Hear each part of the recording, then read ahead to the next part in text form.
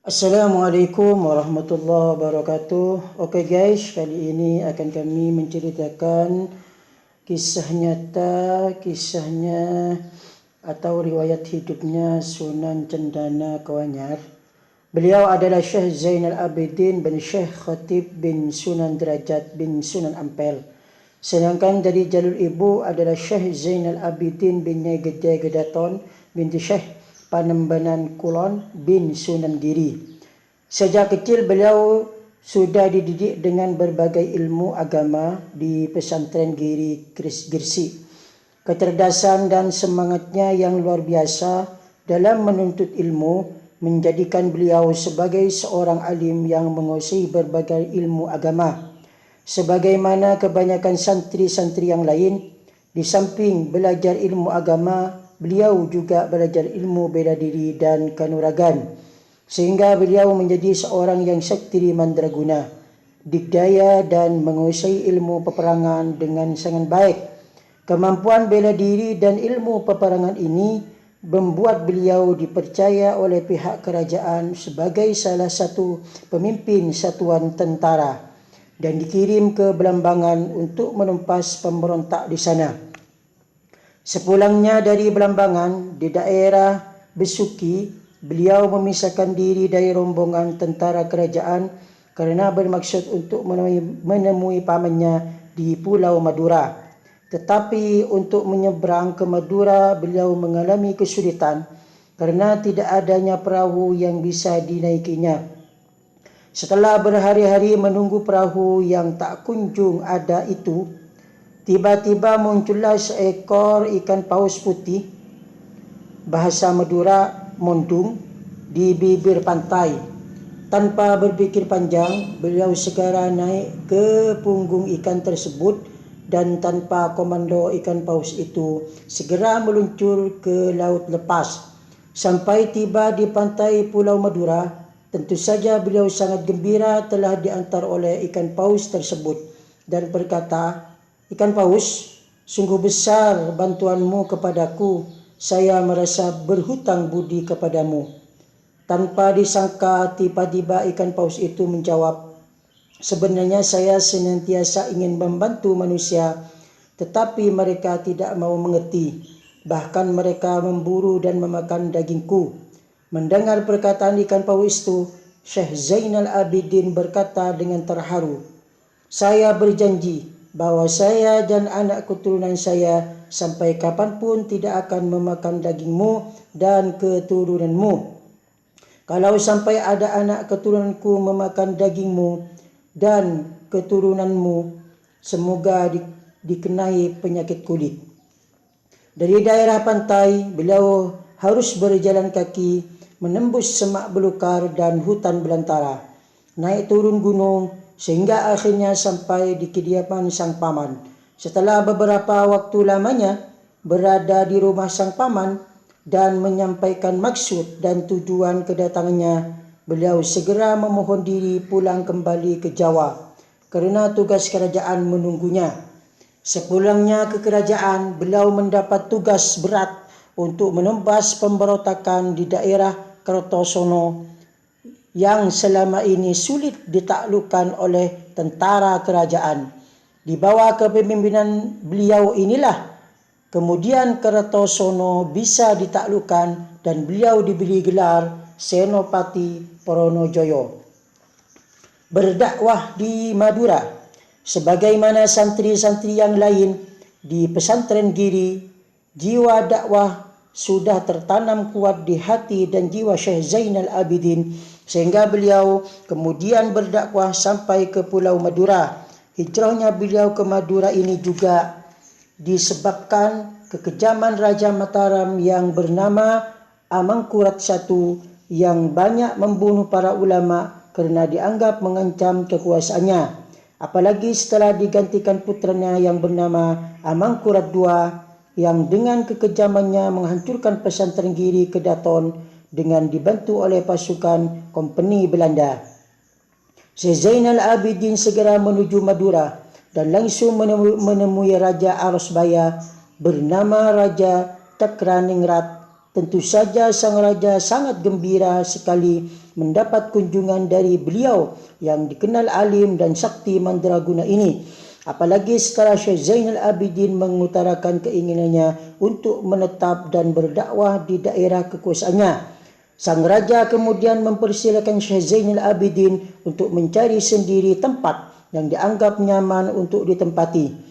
Sehingga akhirnya beliau memilih daerah pesisir pantai selatan, tepatnya di daerah Kuanyar sebagai tempat tinggal sekaligus tempat menempa santri-santrinya kelak. Sekalipun tinggal di Kuanyar, tapi hubungan beliau dengan Raja Cakraningrat tetap terjalin dengan baik. Apalagi saat itu sang raja memang sedang getol-getolnya menyebarkan ajaran Islam kepada rakyatnya, sehingga sangat terbantu dengan kehadiran Syekh Zainal Abidin. Setiap tahun beliau berdua bertemu di Gunung Keker untuk membicarakan berbagai hal baik tentang kerajaan maupun tentang dakwah ajaran Islam di daerah kekuasaan Raja Cakraningrat. Suatu ketika dalam pertemuan khusus itu mereka sepakat untuk menjalin hubungan baik bukan hanya di antara mereka tapi juga di antara keturunan mereka. Raja Cakraningrat meminta kepada Syekh Zainal Abidin untuk mendoakan anak cucunya agar bisa menjadi pemimpin yang baik dan sukses di dunia dan akhirat. Syekh Zainal Abidin pun berkata, "Dinda Cakraningrat, saya juga minta kepadamu, bantulah anak-anak keturunanku dalam segala hal. Saya tidak ingin di kemudian hari ada orang yang berbuat sewenang-wenang kepada keturunanku." Kemudian beliau berdoa yang diamini oleh Raja Cakraningrat. "Allahumma zid alaina wa alaihim wa la tanqus alaina wa alaihim ni'matad dunya wa ni'matal akhirah.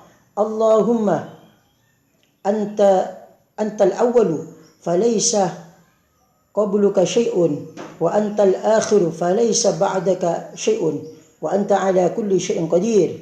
Ghafarallahu lana wa lahum birahmatika ya arhamar rahimin. Amin." Ya Allah, tambahkanlah atas kami dan keturunan kami dan atas mereka Cakraningrat dan keturunannya, dan janganlah engkau kurangi atas kami dan mereka kenikmatan dunia dan akhirat dan kenikmatan akhirat. Ya Allah, engkaulah zat yang terdahulu, maka tidak ada sesuatu apapun sebelum engkau, dan engkaulah zat yang terakhir, maka tidak ada sesuatu apapun sesudah engkau, dan engkau berkuasa atas segala sesuatu. Semoga Allah mengampuni dosa kami dan dosa mereka dengan rahmat-Mu. Wahai zat yang maha pengasih di antara para pengasih. Amin. Konon setelah doa tersebut berakhir, terdengarlah bunyi petir menggelegar dengan dahsyatnya. Kanda Kiai, kiranya petir inilah yang menjadi saksi di dalam perjanjian Raja Cakraningrat memberi hadiah sebuah bokor emas dan memberi jaminan tidak akan memungut pajak tanah seluas area yang dikehendaki oleh Syekh Zainal Abidin. Selang beberapa tahun kemudian, Raja Cakraningrat datang bersilaturahim ke kediaman Syekh Zainal Abidin di Kuanyar. Ketika melewati pekarangan, Cakraningrat melihat bokor emas pemberiannya oleh Syekh Zainal Abidin dipakai untuk tempat makan itik peliharaannya. Tentu saja Cakraningrat terkejut. Timbul perasaan dalam hatinya, apakah Kanda Kiai tidak tahu bahwa bokor itu terbuat dari emas? Atau sudah tahu tapi beliau tidak menghargai pemberianku? Setelah selesai mengajar santri-santrinya, Syekh Zainal Abidin segera menemui Cakraningrat dan mempersilakan duduk di balai tamu. Setelah melepas rindu dan berbasa-basi sejenak, Cakraningrat ingat bokor emas pemberiannya yang dijadikan tempat makan itik. Namun beliau tidak mau menyinggung perasaan Syekh Zainal Abidin sehingga bertanya dengan hati-hati, bahasa yang santun dan cara yang halus. Kanda Kiai rupanya senang memelihara itik, tetapi apakah itik sebanyak itu cukup hanya dikasih makan dengan wadah sebokor emas? Katanya dengan penuh santun sambil memperhatikan raut wajah Syekh Zainal Abidin. Namun Syekh Zainal Abidin sama sekali tidak terpengaruh dengan perkataan sang raja.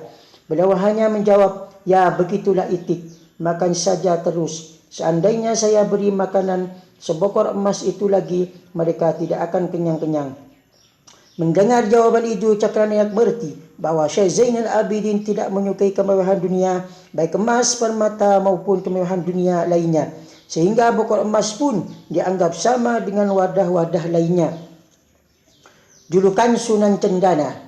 Sunan Cendana adalah nama laqab atau julukan sebagai nama panggilan bagi Kiai Zainal Abidin.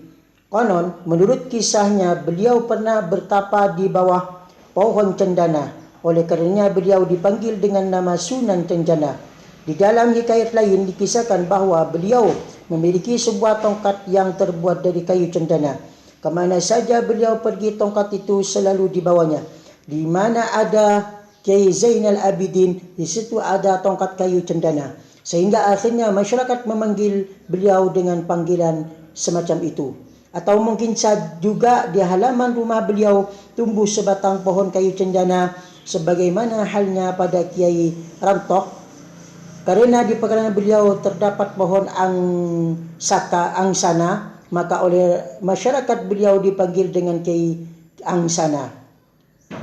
Contoh lain seperti Kiai Jaga Pregi, Kiai Langgar Tengki, Kiai Batu Ampar dan lain-lainnya, itu semua bukan nama asli, melainkan nama laqab sebagai salah satu bentuk penghormatan masyarakat kepada yang bersangkutan. Metode dakwah persuasif. Di dalam sebuah hikayah dikisahkan bahawa semasa hidup beliau sering mendapat kunjungan para tamu dengan berbagai maksud dan tujuan. Ada yang ingin belajar ilmu agama atau ngaji, ada yang sekedar minta didoakan, ada yang minta nasihat mengenai pekerjaannya, ada yang ingin menjadi petani yang sukses, ada yang ingin menjadi nelayan yang mujur, dan lain sebagainya. Menghadapi mereka yang aneka macam keinginannya itu, beliau senantiasa bersikap sabar dan terbuka. Kesempatan semacam ini tidak beliau sia-siakan untuk menanamkan ajaran Islam, seperti halnya kepada seorang nelayan. Beliau pernah memberinya nasihat seperti berikut. Rezeki itu milik Allah, pintalah dengan menyebut namanya, yaitu Bismillahirrahmanirrahim. Bekerjalah dengan baik, niscaya Allah akan memberimu. Untuk melicinkan rezeki, bacalah 2 kalimat syahadat. Demikian nasihat beliau. Kemudian beliau memperlihatkan karamahnya. Cobalah sekarang kamu perhatikan, lihatlah ke arah sebelah sana.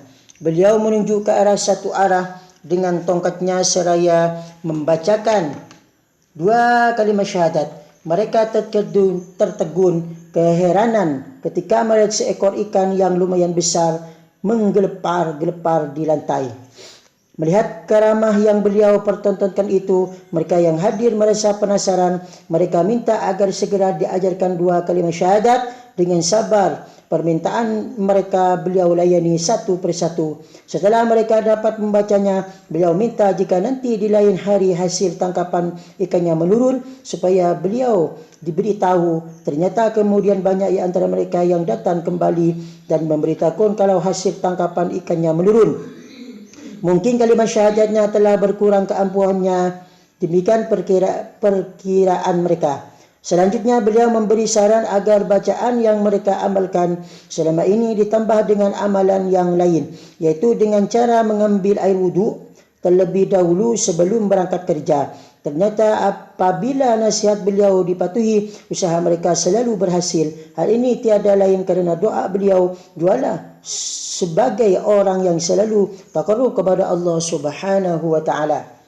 Ada sebuah ajaran beliau yang amat sederhana namun memiliki arti yang cukup mendasar. Ini dapat kita temui dari kebiasaan masyarakat Kawanyar, yaitu apabila seorang ibu mau membaringkan bayinya, sambil membaringkan bayinya seraya mengucapkan kalimat ilallah bantal sadat sapo iman pajung Allah la ilaha illallah Muhammadur Rasulullah. Kalimat ini berisi nasihat agar kita senantiasa tetap bertauhid dan mendekatkan diri kepada Allah Subhanahu wa taala.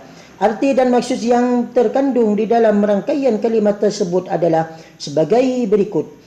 Ilallah artinya semata-mata hanya Allah. di dalam hal apapun dan dimanapun. Hanya kepada Allah kita mengadu, hanya kepada Allah kita berdoa, dan hanya Allah sebagai penguasa tunggal di alam semesta ini. Bantal syahadat, artinya dua kalimat syahadat itu kita jadikan bantal ketika kita tidur. Maksudnya kalimat syahadat itu jangan lupa kita baca ketika akan tidur. Siapa tahu malaikat Israel, malaikat yang tidak kenal ampun itu datang mencabut ruh kita ketika kita sedang tidur. Sapok, iman. Artinya hidup ini harus dibentengi iman. Apabila sudah berbentengi iman, maka di dalam menghadapi segala persoalan hidup pasti akan menemui jalan keluar. Dan dalam situasi bagaimanapun, ia senantiasa tetap tegar. Pajung Allah, artinya selama hidup hendaklah kita senantiasa memohon lindungan Allah, sebab manusia itu lemah, sedangkan segala sesuatu hanyalah Allah yang mengatur dan yang menentukan sesuai dengan kehendaknya. Dan akhirnya ditutup dengan kalimat tauhid, la ilaha illallah Muhammadur Rasulullah. Kalimat ini merupakan ikrar yang pertama dan yang paling utama diucapkan oleh setiap muslim dan sekaligus merupakan kunci pintu surga. Kalimat semacam ini masih saja terdengar dari mulut kaum ibu di Kenyar. Selain ajaran tersebut di atas, di dalam upaya menanamkan ajaran Islam kepada masyarakat, yaitu apabila telah tiba masa panen padi, beliau datang menemui para petani di sawah. Beliau berdialog dengan mereka mengenai pekerjaan mereka, sejak pertama dari pengolahan lahan hingga menjelang panen dan lain sebagainya. Kemudian apabila hasil panen mereka mencapai nisab, yaitu ukuran minimal wajibnya zakat, oleh beliau dianjurkan agar dikeluarkan zakatnya. Beliau katakan bahawa sebagian dari hasil usaha mereka adalah hak fakir miskin yang harus segera diberikan kepada mereka. Apabila tidak, maka semua hasil usaha mereka masih kotor. Sesuatu yang masih kotor tidak akan mendapat barokah, sehingga bencana alam datang menimpanya. Jika ingin terhindar dari bencana, segeralah keluarkan zakatnya. Allah memberi rezeki bukan hanya kepada mereka fakir miskin pun termasuk di dalamnya. Hanya saja hak fakir miskin itu disalurkan lewat usaha mereka. Jika mereka enggan melakukan zakatnya, berarti mereka merampas hak fakir miskin. Demikian isi nasihat beliau, sehingga akhirnya masyarakat menyadari tentang wajibnya zakat. Mereka merasa senang jika ada orang yang memberitahukan hal itu, sebagaimana yang dilakukan oleh Kiai Cendana. Maka disitulah beliau bertindak sebagai pengatur pembagian zakat. Kebiasaan semacam ini berlangsung setiap musim panen, sehingga akhirnya mereka terbiasa melakukan zakat tepat pada waktunya. Akhirnya pada tahun-tahun berikutnya, untuk mudahnya pembagian zakat, diadakanlah semacam pertemuan tahunan antara petani selaku muzaki dengan fakir miskin selaku mustahik. Kemudian setelah acara usai, beliau mengajak mereka berdoa agar rezeki yang mereka peroleh mendapat barokah serta dijauhkan dari segala macam bala, dan hujan pun supaya turun dengan normal. Kebiasaan semacam ini tetap berlangsung setiap tahun, karena panen di Kenyar hanya terjadi satu kali dalam setahun. Tetapi di kemudian hari setelah lama beliau wafat, acara semacam ini sudah tidak ada lagi kecuali acara ritual berupa rokat, yaitu acara doa dengan melakukan sesaji berupa nasi tumpeng dengan maksud tolak balak dan agar hujan segera turun. Entah apa sebabnya dan bagaimanakah prosesnya atau kronologinya, di mana acara pembagian zakat pada akhirnya berubah menjadi rokat, dan apa pula berhubungan antara keduanya sampai saat ini pun masih belum terungkap. Sebagian orang mengira bahwa itu hanyalah akibat salah baca, sebab kalimat zakat jika ditulis secara pegon, yaitu dengan memakai ejaan Arab, terdiri dari huruf za, kaf, alif dan ta, dan kalimat rokat terdiri dari huruf ro, kaf, alim dan ta. Selisihnya hanya terletak pada huruf za dengan ro. Sekedar iseng, barangkali di dalam catatan sejarah ini di dalam kitab pusaka peninggalan leluhur, titik pada huruf za-nya terhapus sehingga berubah menjadi ra, dan akibatnya bacaan pun berubah rokal. Sebab huruf za dibaca ra, sebetulnya ritual lokat itu sendiri tidak dilarang dalam agama Islam, malahan masih lebih baik daripada tidak berdoa sama sekali, asalkan tujuan doa itu hanya kepada Allah semata, bukan kepada yang lain. Memang untuk memohon turun hujan sebaiknya dengan melakukan salat istisqa sebagaimana yang pernah dilakukan Rasulullah SAW, tetapi pada waktu itu pemeluk Islam masih sedikit dan mereka pun masih pemula yang tentunya belum banyak mengetahui tentang ajaran Islam, terutama tata cara salat istisqa. Seandainya mereka tahu, mereka akan melakukannya. Seorang seniman, seni budaya yang dibawa oleh beliau ke Madura sampai saat ini sebagian masih ada, antara lain yaitu salabatan, saman, dan duka. Salabatan ialah salah satu kesenian dari Jawa yang disesuaikan dengan budaya Madura. Kesenian ini paling beliau sukai. Alat-alatnya antara lain sebuah gendang, 2 buah gong besar dan kecil, dan beberapa tuting atau kelenang. Kadang-kadang dilengkapi dengan totet, yaitu alat musik yang terbuat dari kayu. Syair-syair yang didengarkan di dalamnya disebut kecungan. Istilah salabatan sebenarnya berasal dari bahasa Arab, yaitu sholawatan, artinya membaca sholawat, memohon limpahan rahmat kepada Allah Subhanahu wa taala untuk junjungan kita Nabi Muhammad sallallahu alaihi wasallam. Kesenian ini dinamakan salabatan karena pada awal berdirinya, pada setiap acara pembukaan selalu diawali dengan pembacaan sholawat oleh para penebunya. Mengenai kecungan atau tembang yang dialunkan di dalamnya yang berbunyi lo lilo lilo, itu tiada lain berasal dari rangkaian kalimat la ilaha illallah. Berhubung si pembawa tembang itu sulit mengucapkannya kerana mereka baru memeluk Islam, atau dengan pada diri mereka masih melekat dengan kuatnya sisa-sisa pengaruh Hindu, sehingga kalimat semacam itu masih terasa asing bagi mereka, sehingga di dalam melafalkannya berubah menjadi lo lilo lilo. Secara tidak langsung kesenian ini mengajak orang bertauhid kepada Allah Subhanahu wa taala, tetapi sayang sekali jika kesenian ini pada akhirnya disalahgunakan oleh para pewarisnya, yaitu dengan dicampuri dengan kemungkaran hingga hilanglah nilai-nilai kesakralannya, malahan akhirnya cenderung menjadi ajang kemaksiatan yang jelas-jelas dilarang oleh di dalam agama Islam. Hal ini benar-benar menyalahgunakan warisan beliau. Seandainya beliau masih hidup, saya tidak akan merestuinya kerana tujuan dari keberadaan kesenian ini adalah untuk dakwah.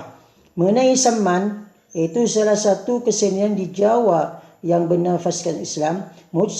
Sejarah saman yang ada di Jawa itu berasal dari Aceh. Kemudian dari sana kesenian ini dibawa oleh Sunan Giri ke Jawa, kerana menurut kisahnya beliau pernah mondok di sana, dan dari Jawa akhirnya kesenian ini dibawa oleh Kiai Cendana ke Madura.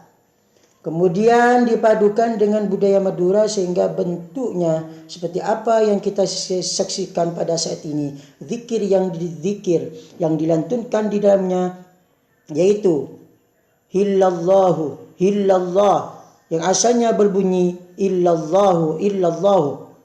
Di sini hu dibaca hu karena pengaruh tekanan nafas ketika menghadapi huruf hamzah berharakat kasrah pada kalimat illallah. Tentu saja hal ini bukan menurut kaidah ilmu tauhid, sebab menurut mereka dengan cara seperti ini suara dapat ditekan lebih keras, kerana kerasnya suara di dalam kesenian ini sudah menjadi ciri khasnya. Selain salabatan dan saman, masih ada satu lagi yaitu duka. Kesenian ini terdapat pada masyarakat pedesaan, biasanya ditabuh seusai musim panen dan pada hajat-hajat lainnya. Kesenian ini biasanya ditabuh oleh sedikitnya 6 orang, kadang-kadang diiringi dengan tembang-tembang yang dibawakan oleh 2 orang pesinden, apalagi ditabuh oleh mereka yang benar-benar mahir, sungguh mengasihkan. Salah satu keistimewaan dari kesenian ini, jika ditabuh bunyinya memantul sampai bermil-mil jauhnya. Keistimewaan semacam ini yang tidak dimiliki oleh alat kesenian lainnya, tetapi kesenian ini kini sudah tidak tampak lagi di tengah-tengah masyarakat. Mungkin kerana kemajuan teknologi yang sudah tidak memerlukan lagi, kerana pada awal mulanya alat ini berfungsi ganda, iaitu di samping sebagai alat penumbuk padi, juga sebagai sarana hiburan. Alat kesenian jika terbuat dari kayu dan bentuknya hampir mirip dengan perahu, orang Madura menamakannya roncengan. Istilah duka juga berasal dari bahasa Arab, yaitu daqah atau duqah, yang artinya menumbuh atau tumbukan.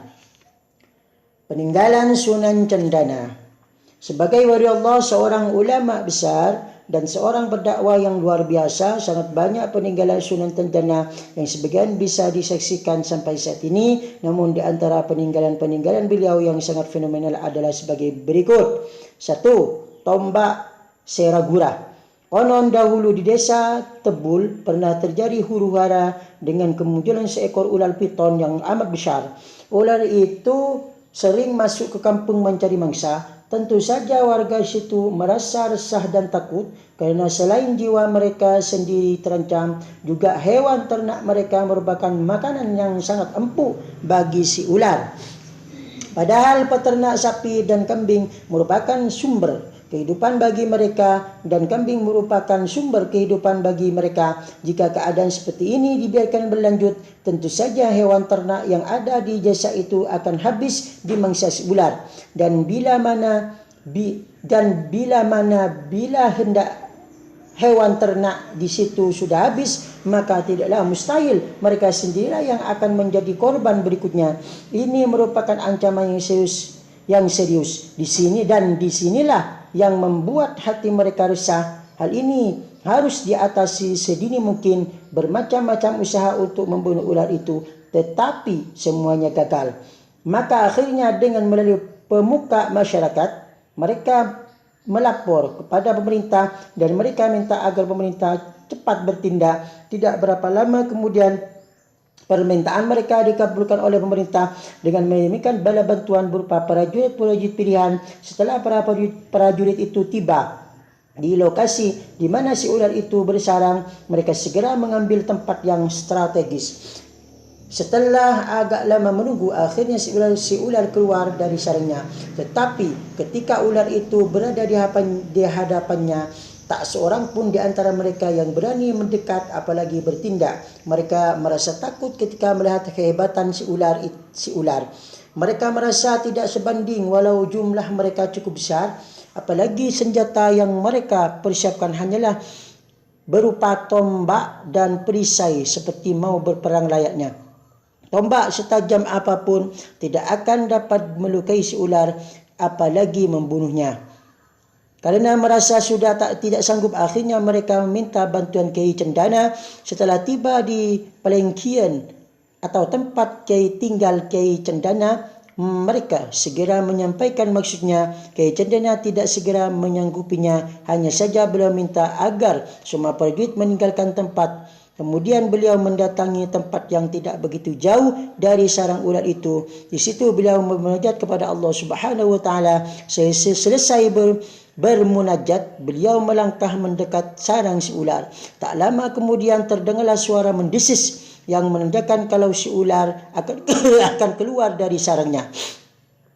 Begitu si ular menyembulkan kepalanya, langsung saja beliau sentuh dengan tongkatnya.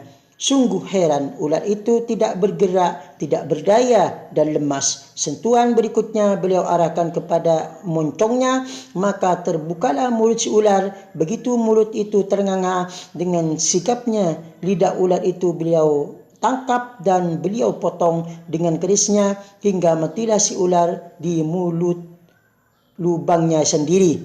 Kemudian lidah ular itu beliau bawa pulang ke Palengkian. Dan sesampainya di sana beliau asapi dengan bakaran merang retak ketan hitam sambil diurut-urut dengan kedua belah tangannya, dan tak lama kemudian menjadilah sebuah tombak yang cukup ampuh yang kemudian diberi nama Seragur. Menurut keterangan para sesepuh Kuanyar, tombak tersebut jatuh ke tangan Belanda ketika mereka mengadakan serangan ke Madura, kemudian oleh mereka dibawa dan disimpan di sebuah museum di negeri Belanda. 2. Kolam air di Kuanyar Barat. Di desa Kuanyar Barat, tepatnya di Serambi Masjid Jami Kuanyar Barat, terdapat sebuah kolam yang bersejarah. Menurut kisahnya, kolam itu berasal dari bekas tancapan tongkat Kiai Cendana. Al-Kisah, pada suatu hari dikala matahari sedang terik-teriknya, Kiai Cendana bersama seorang santrinya duduk beristirahat di sebuah tempat di Kuanyar Barat. Mungkin mereka baru saja menunaikan sholat duhur. Ketika itu di Kuanyar Barat masih belum ada pemukiman penduduk, kecuali di kampung Bakungan. Di sana ada beberapa rumah gubuk milik para nelayan. Tak berapa lama kemudian ada tamu seorang musafir datang memberi salam. Rupa-rupanya musafir itu tengah menempuh perjalanan yang cukup jauh. Kelihatannya letih sekali. Setelah memberi salam, ia minta izin untuk ikut beristirahat barang sejenak sambil menunggu masuknya sholat asar. Setelah masuk waktu sholat asar, ia mencari air untuk berwudu karena akan menunaikan sholat. Tetapi rupanya di tempat itu tidak ada air, sumur pun tidak ada. Yang ada hanyalah air laut. Kebetulan ketika itu air laut sedang surut, sementara air sungai ketika itu kurang memenuhi syarat. Ia bingung kemana lagi akan mencari air, maka agar tamunya tidak menemui kesulitan, Kiai Cendana kemudian menancapkan tongkatnya ke tanah. Ketika tongkat itu diangkat dan lubang dari bekas hujamannya memancarkan air besi yang sebanyaknya kira-kira 1 kula. Oleh karena hanya 1 kula, orang Madura menyebutnya kula, maka hingga sekarang kolam itu dinamakan kula. Dan akhirnya menjadi kelaziman bagi masyarakat Kuanyar, setiap mata air yang tidak berhubungan dengan laut oleh mereka dinamakan kula. Kemudian setelah diadakan pengerukan dan pelebaran seperlunya, ternyata isi kolam itu bukan lagi hanya 1 kula, melainkan lebih dari cukup untuk bersuci. Jadi kula yang terdapat di Masjid Jami Kuanyar Barat itu adalah sedekah jariyah Kiai Cendana dan merupakan satu-satunya kolam yang bersejarah di Kuanyar. Konon, sebelum Masjid Jami Kuanyar Barat itu dibangun, di tempat itu ada sebuah batu besar yang terhampar. Orang Kuanyar Barat menamakannya Batu Ngampar. Luas permukaan batu itu kira-kira cukup untuk sholat jemaah 3 orang. Kemungkinan tamu asing yang numpang sholat itu menunaikan sholatnya di atas batu itu. Beberapa puluh tahun kemudian dibangunlah di tempat itu sebuah musola yang terbuat dari kayu dan bambu yang beratap rumbia dengan ukuran kira-kira 3 kali 4 meter. Siapakah gerangan yang membangun musola itu? Kiai Cendana kah atau masyarakat Kuanyar Barat sendiri? Mengingat sekitar kolam pada waktu itu masih belum ada pemukiman penduduk, maka secara logika tidak mungkin orang membangun musola jauh dari pemukimannya. Maka besar dugaan kalau musola itu dibangun oleh Kiai Cendana, sebagaimana halnya Rasulullah SAW ketika beliau hijrah. Ketika tiba di Madinah, beliau segera membangun sebuah masjid yang kemudian terkenal dengan nama Masjid Kuba.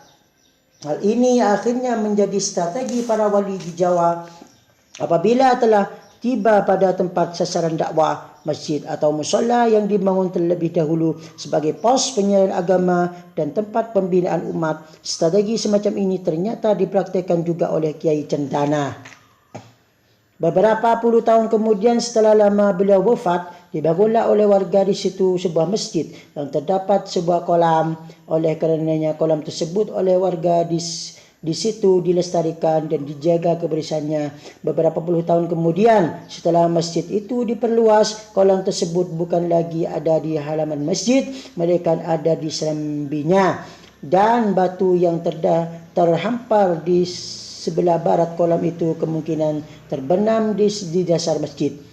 Kalau demikian adanya musola tersebut sebagai cikal bakal dari Masjid Jami' Kuanyar Barat dan merupakan musola umum yang pertama kali dibangun di Kuanyar. 3. Pohon legendaris Bunten. Dahulu di pemakaman Kiai Cendana, tepatnya di sini sebelah barat pintu masuk menuju pusara beliau, pernah tumbuh sebatang pohon yang amat besar. Pohon itu sejenis pohon beringin. Orang Kuanyar menamakannya dengan nama yang aneh, yaitu pohon Bunten. Mungkin pohon itu tidak ada duanya baik di hutan belantara manapun. Batangnya yang besar, kalau diukur garis tengahnya kira-kira ada 2 meter. Ketinggiannya kira-kira mencapai 40 meter. Dengan ketinggian seperti itu, kalau kita sedang berada di laut atau Selat Madura, pohon itu nampak dengan jelas menyembul melebihi ketinggian pohon-pohon yang lain. Semua orang tahu kalau pohon yang paling tinggi itu adalah pohon Bunten, dan itulah Kuanyar. Daunnya rimbun dan rantingnya menjulur di segala arah dalam radius kurang lebih 18 meter, sehingga cukup untuk mengayomi pemakaman Cendana yang luasnya kurang lebih 1.800 meter persegi itu. Buahnya kecil sekecil ujung jari. Kalau masih muda warnanya kuning, kalau sudah tua agak kemerah-merahan. Isinya tidak seperti buah-buahan yang lain. Kalau kita belah di dalamnya terdapat seekor serangga semacam lebah kecil. Orang Kuanyar menamakannya nyang manyang. Nyang manyang ialah sejenis lebah yang sering kita temukan bergelantungan bersarang di kayu, usuk dapur, dan di kandang-kandang kambing. Begitu buah itu dibelah, isinya langsung terbang menghilang. Dahulu ada seorang peziarah dari Jawa yang menginap di situ. Mulanya ia tidak percaya, hingga kemudian ia mencoba membelahnya hingga menghabiskan 30. Isi ketiga buah itu sama, yaitu nyang manyang. Untuk mendapatkan buah itu, orang harus sabar menunggu sampai buah itu runtuh dengan sendirinya, sebab letaknya sangat tinggi, tak terjangkau. Kalau memakai galah sekalipun memanjat pun orang tidak berani, apalagi memanjat setinggi 2 atau 3 meter. Masuk pesanan pun mereka melepaskan alas kaki. Dahulu pernah ada orang yang mencoba memanjatnya untuk mengambil anak burung yang bersarang di situ. Dengan susah payah ia membuat peralatan agar dapat memanjat. Namun apa yang terjadi setelah naik beberapa meter saja, ia berteriak, "Gelap, gelap!" Ia hanya bisa meraba-raba, pandangannya menjadi gelap seketika. Untung di situ ada orang yang membantunya hingga ia dapat turun. Pohon yang aneh itu oleh masyarakat Kuanyar dinamakan pohon Bunten. Menurut bahasa Madura, Bunten artinya tidak. Jadi pohon Bunten artinya pohon tidak. Mengapa pohon itu dinamakan orang seperti itu? Menurut kisah dari para sepuh bahwa ketika Kiai Cendana masih hidup, pada suatu hari sehabis melakukan khulwat, beliau pergi berjalan-jalan. Tidak ada sesuatu yang dibawanya kecuali hanya sebatang ranting pohon yang beliau pergunakan untuk menyikat sesuatu yang akan menghalangi langkahnya. Sekali-kali ranting pohon itu beliau pergunakan sebagai tongkat manakala beliau menuruni tebing atau jurang. Tak lama kemudian sampailah beliau di suatu tempat. Ketika itu matahari hampir mencapai titik kulminasinya dan bayangan pun mulai memendek. Untuk menghindari sinar matahari yang mulai terik itu, beliau berteduh di bawah pepohonan yang ada di situ sambil melepaslah ranting pohon yang dibawanya itu. Beliau tancapkan begitu saja di tempat itu tanpa dihiraukan sedikit pun. Kemudian setelah matahari mulai bergeser ke arah barat, beliau pun pergi meninggalkan tempat itu. Konon setelah beberapa hari kemudian beliau teringat akan ranting pohon itu. Rupanya beliau amat memerlukannya, tetapi beliau lupa di mana ranting pohon itu tertinggal. Dicarinya ke sana kemari, namun juga belum ditemukan. Mencari dan mencari, akhirnya sampailah di suatu tempat tempat di mana ranting pohon itu tertancap. Ketika beliau dekati, timbullah rasa ragunya. Ranting pohon itu agaknya bukan ranting yang sedang beliau cari. Kemudian beliau tanyakan kepada seseorang yang ada di situ, "Tahukah kamu tongkat ini milik siapa?" Beliau menyebutkan tongkat. Karena ranting pohon itu lurus bagaikan sebuah tongkat, orang itu menjawab, "Punten, tidak tahu." Kendati orang itu menjawab punten, namun beliau masih saja meragukannya. Beliau tidak mau mengambilnya kecuali apabila sudah yakin kalau itu benar-benar miliknya. Bahkan beliau pergi lagi melanjutkan pencariannya sementara ranting pohon itu masih tertancap di situ. Hari berganti hari, zaman pun telah terus berlalu. Kemudian ranting pohon itu bertunas, berkembang kian membesar dan tumbuh dengan suburnya, dan akhirnya menjadilah sebuah pohon yang besar lagi tangguh, dan kemudian dinamakan orang pohon punten, diilhami oleh kata punten. Kendati selalu diterpa angin dan dengan kuatnya yang bertiup dari Selat Madura, namun pohon itu senantiasa tetap tegak dengan tangguhnya. Bergoyang pun tidak, kecuali hanya daun-daunnya yang bergoyang gemuruh mengikuti hembusan angin. Allah Maha Adil.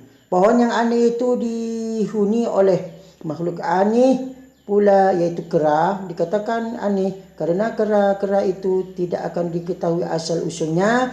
Entah sejak kapan kera-kera itu tinggal di situ. Anehnya lagi, kera sebanyak itu seekor pun tidak ada yang berani lewat ataupun duduk bertengger di atas pohon yang berjulur di atas pusara Kiai Cendana, seolah-olah mereka mengerti kalau onggokan tanah yang ditandai dengan dua buah batu nisan yang berdiri saling berhadapan di bawah sana adalah pusara beliau yang tidak boleh dilangkahinya. Apabila bakal terjadi musibah yang akan menimpa warga di sekitarnya, seperti akan terjangkitnya suatu penyakit yang mewabah. Kera-kera itu berteriak-teriak dengan kerasnya memecah suasana malam. Biasanya mereka berteriak-teriak selepas jam 12 malam. Tentu saja warga yang tinggal di sekitarnya merasa terganggu apabila kera yang jumlahnya ratusan ekor itu berteriak-teriak secara bersamaan dari ketinggian pohon punten di saat-saat keheningan malam. Tetapi akhirnya warga di situ mengerti kalau teriakan kera itu sebagai pertanda atau isyarat yang harus mereka waspadai, dan dari sinilah beliau muncul dugaan. Dari sinilah kemudian muncul dugaan sebagian warga bahwa keberadaan kera itu adalah sebuah misteri, sedangkan dari mereka memitoskan kalau kera-kera itu sebagai penjelmaan jin-jin yang menjadi khaddam di tempat itu. Tetapi kera-kera itu sudah lama tidak tampak. Beberapa tahun kemudian setelah pohon legendaris itu tumbang. Mengenai keberadaan pohon punten, masyarakat Kuanyar menganggapnya sebagai lambang kekeramatan Kiai Cendana. Ia menjadi tempat berteduh semua orang dan senantiasa memberi kesejukan kepada masyarakat sekitarnya. Mungkin adanya hubungan sejarah atau memang karena adanya keinginan beliau sendiri ketika wafat beliau dimakakan di bawah pohon legendaris itu.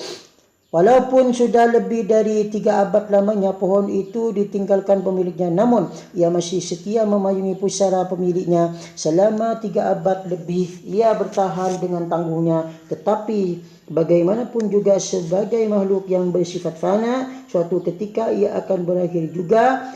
Tidak ada sesuatu yang abadi kecuali Allah yang Maha Pencipta. Pohon legendaris yang dilambangkan sebagai kekeramatan Kiai Cendana itu akhirnya tak bertahan juga. Tepat pada hari Jumat bulan Sya'ban tahun 1380 Hijriah pukul 13 siang, pohon itu tumbang dengan disertai bunyi yang melakukan pemakaman Cendana terasa bergetar bagaikan terjadi gempa. Pohon itu tumbang ke arah selatan persis menimpa rumah kediaman Mbah Nadi. Maka luluh lantalah rumah itu disertai semua isinya. Tidak terdapat sebuah benteng pun yang masih tersisa utuh. semuanya hancur berkeping-keping. Memang segala sesuatu tergantung kepada takdir Allah yang maha menentukan. Maha besar Allah di dalam firman-Nya bahwa apabila ajal telah tiba, sesaat pun tidak akan dimajukan dan ditunda. Oleh kerana ajal keluarga Mbah Nadi masih belum saatnya, beberapa menit sebelum pohon ditumbang, Mbah Nadi keluarnya secara bersama-sama pergi keluar rumah. Entah inspirasi apa yang mereka terima, tidak berselang 1 menit pun kemudian pohon itu tumbang. Ketika pohon itu tumbang berhamburan kira-kira penghuninya, mereka berlarian meninggalkan pohon yang sedang ambruk itu. Seekor pun tidak ada menjadi korban, kecuali hanya berjatuhan bagaikan buah durian runtuh menimpa atap rumah-rumah warga. Dengan tumbangnya pohon lengkar di situ, bermacam-macam spekulasi muncul di tengah-tengah masyarakat. Paranormal pun tak ketinggalan ikut memberikan ramalan. Dengan tumbangnya pohon lengkar di situ, masyarakat Kuanyar benar-benar merasa kehilangan ciri khas Kuanyar yang selalu tak nampak dari kejauhan kini telah tiada. Pohon itu tumbang dengan meninggalkan kesan dan kenangan yang sulit dilupakan. Ketika pohon itu tumbang, dari pangkal batangnya yang paling bawah terdapat percikan api. Entah dari mana api itu datang. Secara logika tidak mungkin api itu datang dari luar. Katakanlah ada orang yang usil dengan melemparkan punting rokok yang masih menyala. Tetapi rasanya tidaklah mungkin kerana api itu terdapat pada titik yang paling dalam. Berita tentang tumbuhnya pohon itu tersiar dengan cepatnya ke segenap pelosok. Banyak orang dari pelosok yang datang ingin mengetahui kebenarannya. Berita tentang tumbangnya pohon itu sungguh mengejutkan banyak orang. 4. Sumur Tuko. Konon, ketika pertama kali Sunan Chenya tiba di daerah Kuanyar, beliau bertempat tinggal di sebuah tempat yang kemudian dinamakan Kampung Tuko. Di tempat ini terdapat sumur tua peninggalan Sunan Cendana yang sampai sekarang masih ada dan dirawat oleh warga. Sumur itu terkenal dengan nama Sumur Tuko. Dulu tidak jauh dari sumur tua terdapat sebuah situs bernama Peluwatan. Berasal dari kata Pehulwatan yang artinya tempat Sunan Cendana melakukan khulwat, menyepi, melakukan takarrub kepada Allah Subhanahu wa taala. Antara Pehulwatan dan sumur tua tersebut terhubung dengan teteh atau banci terbuat dari batu-batu yang berjejer. Konon banci itu digunakan oleh Sunan Cendana dari perkhidmatan menuju sumur tua tersebut. Namun sayang, situs penting itu sekarang sudah tidak ada lagi. Dulu sumur tua itu setahun 2 kali, bulan Muharram dan Rajab, mengeluarkan air sampai meluap, tumpah mengenangi lembah-lembah di sekitarnya, bahkan sampai meluber ke jalan kampung dan rumah-rumah warga, kemudian mengalir ke sungai yang ada di sebelah timurnya. Anehnya, setiap air sumur itu meluap, yang pertama keluar berwarna merah seperti darah dan berbau anyir. Menurut mitos yang diyakini masyarakat, barang siapa meminum air berwarna merah itu, maka ia akan menjadi orang yang kebal terhadap senjata apapun. Tetapi tidak sembarangan orang dapat melihat dan menyaksikan air merah itu, kecuali orang-orang tertentu atau orang-orang yang memang ditakdirkan menjadi orang kebal. Menurut penuturan Ki Abdul Hanan Nawawi, tokoh ulama keturunan Sunan Cendana, sumur tua itu berhenti meluap setelah beliau berpindah ke kampung Tuko tersebut, mendirikan pesantren baru bernama Pondok Pesantren Darul Fatwa. Anak keturunan. Kekeramatan Sunan Cendana bukan hanya melekat pada diri beliau, tetapi juga menurun kepada keturunannya. Keturunan beliau sampai beberapa generasi banyak menjadi orang hebat, menjadi ulama-ulama besar, bukan hanya di Kabupaten Bangkalan tapi juga se-Madura, bahkan sampai keluar Madura.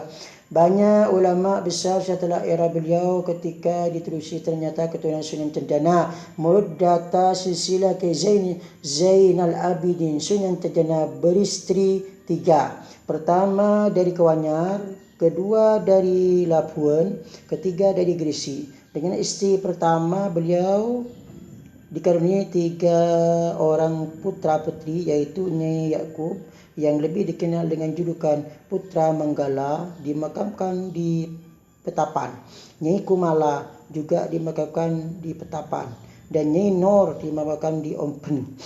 Dengan istri kedua dari Lapuan, beliau dikaruniai 3 orang putri, yaitu Nyai Tengki dimakamkan di Tatango, Nyai Aminah dimakam di Lempung, Sumur Koning, Kawanyar, dan Nyai Soleh dimakam di Kawanyar. Sedangkan dari istri ketiga berasal dari Gresik, beliau dikaruniai salah satu orang putra bernama Kiai Irsyad atau lebih dikenal dengan panggilan Kiai Jasad, dimakam di Gresik.